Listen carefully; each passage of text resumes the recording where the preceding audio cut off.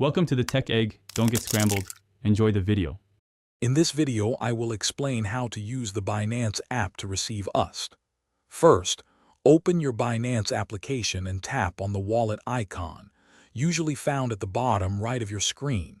From there, you will select the deposit option.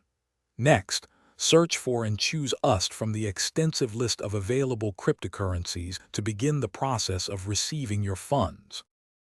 After selecting USD, it is crucial to choose the correct network for your deposit.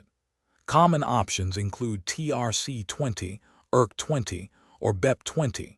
Ensure it matches the sender's network to avoid losing funds. Once the network is selected, Binance will generate your unique USD deposit address and a corresponding QR code. This address is where your USD will be sent.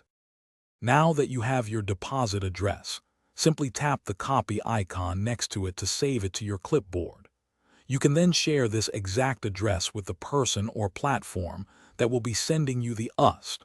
Always double-check that the address you share is correct and that the network selected matches the sender's network to ensure a smooth transaction.